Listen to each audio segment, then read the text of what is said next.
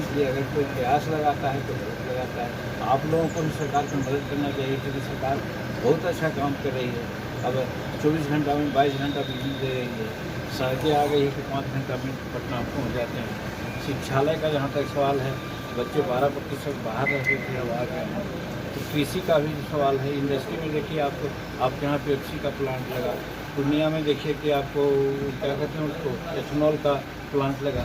तो इस में भी लोग बढ़ रहे हैं। और बिहार में क्या होना चाहिए? तो इसलिए कोई अगर कहता है तो अपना राजनीतिक दल क्या लग रहा है कि एक सीएम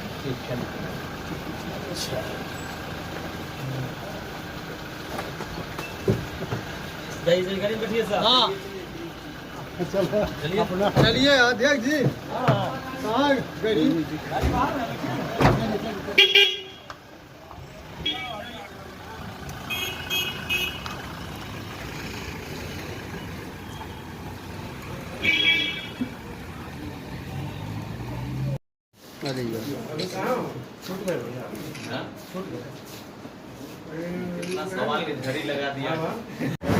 सुप्रीम कोर्ट ने ही इसके लिए कोड ऑफ कंडक्ट दायर किया है, तो इस पर बातें करना फालतू है। रही बात उसको इम्प्लीमेंट करना है। उसमें है कि भाई 25 डेसिबल से लेकर के 75 डेसिबल तक के लाउड स्पीकर बजाना है। 75 के ऊपर हो जाता है तो दिक्कत होती है। तो सही बात है कि लाउड स्पीकर बजाने से अगर किसी को दिक्कत हो, कोई काम में हर्ज हो, तो वैसा नहीं होना चाहिए। तो इसीलिए जो सर्टेन मानदंड किया है सुप्रीम कोर्ट ने, उसके आलोक में कार्रवाई होनी चाहिए। अगर उससे ज़्यादा कोई आवाज़ करता है तो उसको बंद करना चाहिए। और जैसे कि अभी डीजे है, डीजे तो इतना ख़राब स्थिति में है कि अगर यहाँ पर बजता है तो सीधे लगता है हार्ट को टच करता है। तो ऐसा अगर वायु प्रदूषण होगा तो इसका मतलब बहुत लोगों को हार्ट की बीमारी बना देगा, या हार्ट की बीमारी है उसको मार देगा। तो वैसे चीज़ को रोक देना ही चाहिए। लेकिन अमूमन हम चाहे मस्जिद हो, चाहे मंदिर हो, गुरुद्वारा हो, एक सर्टेन चूँकि आबादी होती है, एक सर्टेन जो डेसिबल पॉइंट है उस तरह से अगर बजाया जाए तो कोई दिक्कत नहीं है। और सही बात हमारे मुख्यमंत्री ने कहा इस चीज़ को, ये सब पर तो किसी प्रकार का चर्चा करना ही बेकार है, क्योंकि स्थापित फैक्ट है और उसके आलोक में कार्रवाई करनी है। ये सरकार है, अपना कार्रवाई करे, नहीं करती है तो उसको सोचना चाहिए। लेकिन इस पर कोई इशू बनाया जाए राष्ट्रीय पैमाने पर या राज्य के पैमाने पर उचित नहीं। देश भर तक आप पर आरोप लगा रहे हैं कि उनके खिलाफ साजिश रची जा रही है। तो आप देखे होंगे कि हम इफ्तार पार्टी दिया तो हम लोग साथ बैठे, हमारे जो पत्रकार जी हैं, प्रवक्ता हैं, उनके साथ फ़ोटो खिंचवाया और हमारी इफ्तार पार्टी में दोनों भाई आए। अगर इस प्रकार की कोई बात रहती तो नहीं आती। वो कह दिया गया होगा, कोई बोल दिया गया होगा, अलग बात है, लेकिन ऐसी कोई बात है नहीं। और हम लोगों में भले पॉलिटिकल डिफरेंसेस हो, लेकिन जहाँ तक व्यवहारिकता की बात है वहाँ पर हम लोग सब एक हैं। उनके के यहाँ हम लोग जाते हैं, हमारे के यहाँ वो लोग आते हैं, मुख्यमंत्री भी जाते हैं, मुख्यमंत्री के यहाँ भी वो आते हैं। और यही होना चाहिए, यही खूबसूरती है। इफ्तार है, चाहे होली है, चाहे दशहरा है, एक मिलन का चीज़ है, सौहार्द बनाने का चीज़ है, और उस चीज़ को लोग बरकरार रखते हैं। और वैसी परिस्थिति में अगर उनके मन में कोई बात रहती तो हमारे यहाँ तो नहीं आते वो।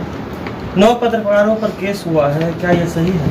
माना नहीं। इसके बारे में हमको पता नहीं है कि क्या केस हुआ है, क्या नहीं हुआ। मोदी सरकार के 8 वर्ष पूरे होने पर भाजपा पूरे देश में 26 मई को, देखिए, अगर पूरा होने के उपलक्ष्य में अगर हनुमान चालीसा की बात होती है तो भाई सेंटीमेंट जगाना, सेंटीमेंट के आधार पर धार्मिक भावनाओं को जगा करके काम करना राष्ट्रीय स्तर पर उचित नहीं है मेरे समझ से। हाँ, आप मानते हैं, हनुमान जी को मानते हैं, कोई राम जी को मानते हैं, कोई शिव जी को मानते हैं, कोई ब्रह्मा जी को मानते हैं, तो अपना अपना आस्था है और उस आस्था के अनुसार लोग काम करें। लेकिन इसको एक अभियान चला करके समूचे देश के स्तर पर ऐसा किया जाता है तो इसका मतलब है कहीं न कहीं धार्मिक भावनाओं को पढ़ा जाता है, ये उचित आज हिंदुस्तान के लिए नहीं है, क्योंकि हिंदुस्तान एक धर्मनिरपेक्ष राज्य है। सर आज आप ऐसे हम आज आए हैं निजी दौरा पर, जी विशुद्ध निजी दौरे पर। जी हमारे साथ काम करने वाले महेंद्र सरदार जी हैं, उनकी बच्ची की शादी कल है। एक दिन पहले हम आए हैं, क्योंकि कल हमको रांची भी जाना है, तो हम उस स्तर से आए हैं। लेकिन हमारे कार्यकर्ताओं ने यहाँ की कुछ समस्याओं के बारे में, खास करके जो हमारे जिला अध्यक्ष पीयूष जी हैं, प्रभात जी हैं, ये सब लोगों ने बताने का काम किया कि सचमुच में जहाँ तक शिक्षा का सवाल है, उस मामले में बेगूसराय अभी पीछे है, विशेष करके शेड्यूल कास्ट और शेड्यूल ट्राइब्स की शिक्षा के बारे में। तो हम आज इन लोगों को एश्योर किया है कि बिहार सरकार की नीति है कि हर जिला में एक रेजिडेंशियल विद्यालय होना चाहिए, और वो भी +2 होता है। तो शेड्यूल कास्ट के बच्चे, शेड्यूल ट्राइब्स के बच्चों के लिए +2 रेजिडेंशियल विद्यालय की बात है, उसको हम प्रयास करेंगे कि यहाँ भी हो। और फिर दूसरी बात आई है कि जिस प्रखंड में 20,000 से ज़्यादा शेड्यूल कास्ट, शेड्यूल ट्राइब की जनसंख्या है, वहाँ पर छात्रावास का निर्माण हम लोग करेंगे। तो उस परिधि में यहाँ पर अभी बहुत से, जैसे बखरी है, टेहरा है, और सब जगहों में इस तरह का पॉपुलेशन है। तो जाहिरतन जो बिहार सरकार सोची है उस परिधि में आता है। तो निश्चित रूप में बेगूसराय में एक schedule caste, schedule tribe residential विद्यालय होगा, जो +2 स्तर का होगा। उसी प्रकार से 1-2 यहाँ पर छात्रावास भी हम लोग खोलेंगे। और रही बात, यहाँ पर पहले भी आते रहे थे, यहाँ विश्वविद्यालय खोलने की बात, पॉलिटेक्निक की बात है, और सब बातें आती थी, क्योंकि ये बहुत प्रबुद्ध जिला है और यहाँ खास करके गरीबों की संख्या कुछ ज़्यादा है, और गरीब के बच्चे बाहर पढ़ने नहीं जा सकते हैं। इसीलिए आपने सुना होगा हमारी बात को कि हम डॉक्टर भीमराव अंबेडकर के बातों को लेकर के आज समस्त देश में 2017 से लगातार वॉइस आउट कर रहे हैं कि बाबा ने कहा था कि कॉमन स्कूलिंग सिस्टम होनी चाहिए।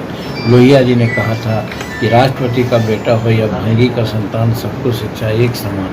आज 75 वर्ष आज़ादी बीत जाने के बाद अनफॉर्चुनेटली हम कर सकते हैं, हम लोग इस ओर ध्यान नहीं दिया।